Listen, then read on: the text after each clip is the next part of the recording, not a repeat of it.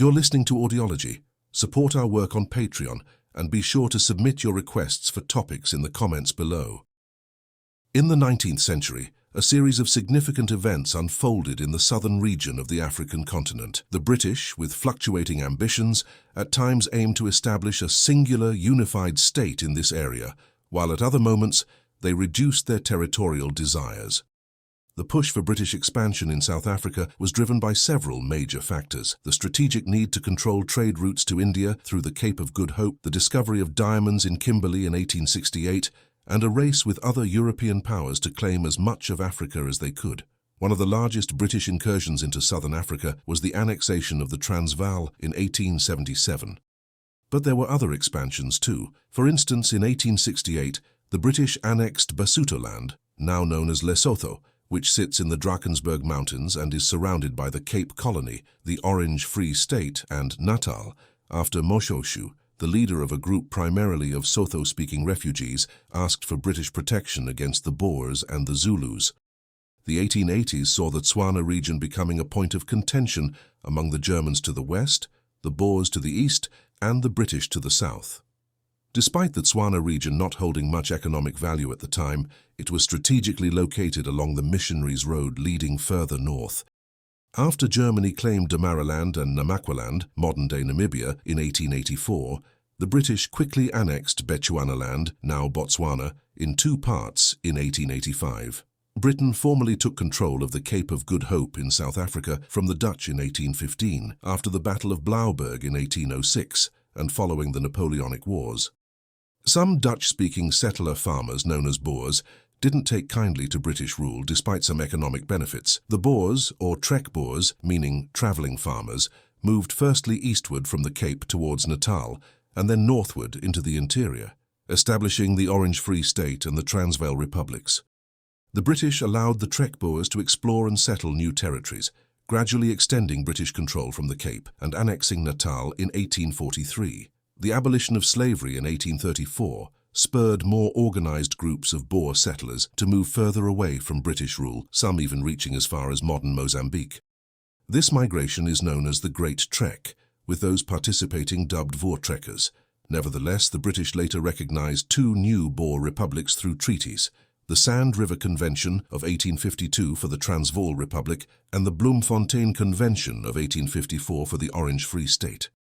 However, British colonial ambitions continued, leading to conflicts with Boers and indigenous African nations throughout the rest of the century. The discovery of diamonds near the Vaal River in 1867 ended the Boers' isolation in the interior and significantly impacted South African history, creating a diamond rush that turned Kimberley into a bustling town and attracted British imperial interests. The British annexed West Griqualand, where the diamonds were found, in the 1870s. The British colonial secretary, the Earl of Carnarvon, in 1875 attempted to bring the British and Boer territories together in a federation similar to Canada's, but cultural and historical differences led the Boer leaders to reject this idea. British annexations, especially that of West Griqualand, led to growing tensions in the Boer republics. In 1877, with the Transvaal Republic facing financial ruin and threats from the Zulu, the British annexed it, despite initial secrecy about their intentions by British Commissioner Sir Theophilus Shepstone. The Transvaal's appeal to Britain for a reconsideration of their annexation status was unsuccessful, and despite a change in the British government, British Prime Minister W.E. Gladstone confirmed British control over the Transvaal. A report from a newspaper in the Cape Colony in 1880 expressed that passive resistance in the Transvaal was becoming ineffective, signaling a turning point in the struggle for control and sovereignty in the region. After the defeat of the Zulus and the Pedi, the Boers in the Transvaal started to speak up about their unhappiness with the British taking over the Transvaal in 1877. They said this takeover broke the promises made in the Sand River Convention of 1852 and the Bloemfontein Convention of 1854. Major General Sir George Pomeroy Colley, who had been away in India, came back to take up a big role as the Governor of Natal and the Transvaal, as well as the High Commissioner of Southeast Africa and the military commander in July 1880. Despite having a lot on his plate, he was unable to visit the Transvaal, a place where he knew many of the leading Boers well due to his many responsibilities. Colley had to rely on information from Sir Owen Lanyon, the administrator, who didn't really grasp how the Boers were feeling or what they were capable of. By the time Lanyon realized they needed more soldiers in December 1880, it was too late. The Boers had already started a rebellion on the 16th of December 1880, showing their discontent by confronting a British military group, the 94th Foot, at Bronkhorst Spruit, as they were on their way to support Pretoria. The start of the war was ignited when a Boer named Piet Bezwiedenhout refused to pay a tax he believed was unfairly high. When officials attempted to sell his wagon on November 11, 1880, to collect the tax, around 100 armed Boers stopped the sale, fought off the sheriff in charge and reclaimed the wagon. This confrontation led to a larger skirmish, where the Boers fought off government soldiers sent to chase them. The conflict officially started on December 16, 1880, after the Transvaal declared its independence from the United Kingdom, with Boer forces under General Piet Cronje firing the initial shots at Potchefstroom. This escalated to a significant engagement on December 20th, when the Boers ambushed and defeated a British convoy at Bronkhorst Spruit, followed by widespread sieges of British garrisons throughout the Transvaal from December 22nd to January 6, 1881. Despite being termed a war, the conflicts were relatively small, involving few men and lasting about 10 weeks. The Boers, placing a high value on their independence, did not have a regular army. In times of threat, they formed militias from the local men, which were organized into units known as commandos. These commandos were civilian militias, and their members wore attire of their choice, typically opting for practical farming clothing in neutral or earth tones, and each brought their own hunting rifle and horses. Most of these men were farmers who were excellent riders and sharpshooters, skills refined from a lifetime of hunting for their sustenance. Their weapon of choice was often the .450 Wesley Richards, a single-shot rifle noted for its accuracy. According to J. Lehman's The First Boer War, 1972, the Boers' expertise with such rifles rendered them formidable opponents, with their tactics frequently involving shooting from concealed positions, aiming to strike their target on the first attempt. At community events, they would even practice shooting at very small targets like hen's eggs from over 100 yards away. In contrast, the British soldiers donned red jackets and white pith helmets, which were conspicuous against the African terrain.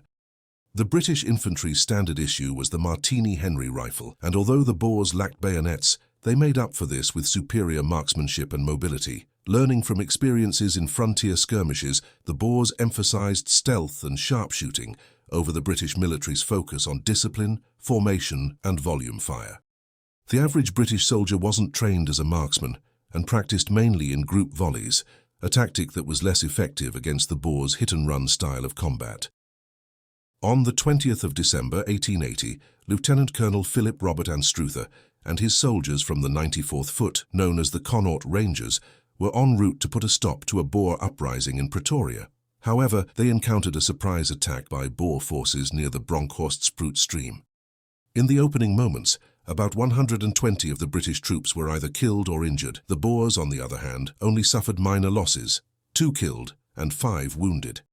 This ambush occurred as the mainly Irish regiment, under the command of Lieutenant Colonel Anstruther, was marching toward Pretoria, but was stopped by a Boer commando group as they neared the Bronkhorst Spruit, some 38 miles from their destination. The Boer leader, Commandant Frans Joubert, informed Anstruther that they were entering what the Boers claimed as their republic again, warning that any further advancement would be seen as an act of war. Anstruther chose to stand his ground and ready his troops, which led to the Boer forces opening fire, resulting in a catastrophic defeat for the British. Anstruther, severely wounded and with most of his men either dead or incapacitated, ultimately ordered a surrender. The Boer uprising was also a shock to the 6 small British forts dotting the Transvaal, which were home to around 2,000 troops. These forts, isolated and poorly manned, faced the grim prospect of a siege. By January 6, 1881, the Boers had laid siege to the Lydenburg fort, which Anstruther had recently departed from. Other forts targeted included those at Wakkerstroom and Standerton in the south, Marabastad in the north, and Potchefstroom and Rustenburg in the west, with Boers beginning to besiege Marabastad fort on December 29, 1880. The broader conflict saw 3 major battles: Laing's Neck on January 28, 1881, Ingogo River on February 8, and Majuba Hill on February 27th. These were pivotal moments in attempts by Colley to relieve the sieged forts. Despite awaiting reinforcements, Colley elected to act sooner due to concerns over the survival of the garrisons, assembling a relief column called the Natal Field Force, which numbered only 1,200 troops and lacking enough mounted soldiers, a critical disadvantage given the Boers' mobility and skill on horseback. Colley set out from Newcastle on January 24, 1881, aiming first for the forts at Wakkerstroom and Standerton. Before the battle kicked off, British leader Sir George Colley attempted to use his words as weapons. On January 23, 1881, he sent a bold message to Piet Joubert, the head of the Boer forces. He essentially told Joubert to give up and disband his troops, suggesting that they were fighting a losing battle against the overwhelming power of Imperial Britain. Colley's message was pretty blunt, telling Joubert that although many of his followers might not know better, Joubert himself, being educated and well-travelled, surely understood the futility of their struggle. He warned, "The men who follow you are, many of them, ignorant and know and understand little of anything outside their own country. But you, who are well-educated and have travelled, cannot but be unaware how hopeless is the struggle you have embarked upon, and how little any accidental success gained can affect the ultimate result." Colley didn't even wait around for a response. He swiftly moved his forces, a considerable group of 1,400 soldiers, an 80-member naval brigade, along with artillery and Gatling guns, toward a key location in the hills on the border between Natal and Transvaal known as Laing's Nek. The clash, which happened at Laing's Nek on January 28, 1881, was significant. Sir George Pomeroy Colley, leading the Natal Field Force, tried to punch through the Boer defences in the Drakensberg Mountains with both cavalry and infantry. Their objective was to reach and relieve their encircled garrisons, but the plan didn't pan out as the British hoped. The Boers, under Piet Joubert's command, were ready and repelled the British attacks with great efficiency. The British suffered severe losses, with 150 of the 480 soldiers who led the assault not making it back. The Boers' sharpshooters also played a crucial role, targeting and taking down many of the British senior officers. In early February 1881, during a confrontation known as the Battle of Schoenschukte, or the Battle of the Carrots, a British force narrowly avoided being wiped out. General Colley had previously taken shelter with the Natal Field Force at Mount Prospect, 3 miles south, to wait for more troops to join them. But it didn't take long for Colley to spring into action again. On February 7th, Boers ambushed a mail escort headed for Newcastle, forcing it to retreat to Mount Prospect. Not one to give up, Colley decided to personally oversee the escort of the mail wagon the very next day, this time with a significant escort. However, as they tried to cross the Ngogo River, they were attacked by a Boer force of around 400 men. Despite a prolonged battle, the Boers, with their sharpshooting skills, dominated until nightfall, and an accompanying storm allowed Colley and his surviving men to pull back to Mount Prospect. This encounter cost the British 139 men, including officers and troops, effectively halving the force that had embarked on the escort mission. This loss was significant, with Colley ending up leaving many injured men behind, eventually losing a quarter of his field force in just 10 days, either through death or injury. Lieutenant Percival Marling commented at the time, "1 or 2 Pyrrhic victories like this and we shall not have an army left at all." By February 12th, Colley received reinforcements including the 92nd Gordon Highlanders, Regiment of Foot and other units, all under Sir Evelyn Wood's command. Hostilities briefly paused on February 14th as peace talks started, prompted by an offer from Paul Kruger. Despite the pause, Colley's reinforcements continued to arrive. The British government, in the meantime, was considering a more forgiving approach towards the Boers, even suggesting a Royal Commission investigation and possibly pulling troops out. Colley, however, didn't agree with this softer stance. Without a final agreement from Kruger, Colley saw an opportunity to strengthen the British negotiating position by launching an attack. This led to the disastrous Battle of Majuba Hill on February 27, 1881, marking a devastating defeat for the British forces. Despite having superior numbers, the British forces were overwhelmingly defeated. On February 26, 1881, Major General Colley led a daring night march with around 400 troops, including the 92nd Highlanders, the 58th Regiment, and members of the Natal Brigade. Their destination was the peak of Majuba Hill, which had a clear view of the Boer encampment below. However, they ascended without any artillery support. At dawn, some of the Highlanders couldn't resist showing themselves on the crest, defiantly shaking their fists and shouting at the Boers. This, of course, revealed their position. The Boers did not waste time. They took advantage of the terrain that masked their approach and launched a fierce assault on the British at the summit. They moved up with precision, making sure to use the natural cover to their advantage. The British found themselves under heavy attack from several sides, and soon panic set in. In a state of terror, many British soldiers ran for their lives, attempting to escape down the hillside. The aftermath was grim for the British. They lost 92 men with another 134 wounded and 59 captured. Among those who lost their lives was Major General Colley, killed by a shot to the head as he attempted to rally his troops. The Boers, on the other hand, had only 1 fatality and 6 wounded. In just half an hour, the British were completely driven from the summit. This defeat was deeply humiliating for Britain, even more so than the earlier disaster at Isandlwana. Elite units like the 92nd Highlanders had been routed by Boer irregular forces. It was a blow so severe that in the later Second Boer War, one British rallying cry was, "Remember Majuba."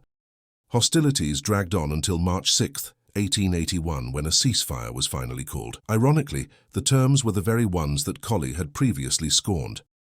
Despite Colley's expectations, the sieges on the Transvaal forts turned out to be mostly unremarkable. The Boers were content to wait until the fort's inhabitants succumbed to hunger and disease. There were only a few casualties, except for more significant losses at Potchefstroom and Pretoria, mainly due to occasional Boer raids. The British government, led by Prime Minister William Gladstone, decided to avoid further conflict because they realized it would mean sending more troops, leading to a costly, messy and long war. Instead of getting stuck in a lengthy conflict far from home, they chose to negotiate a truce.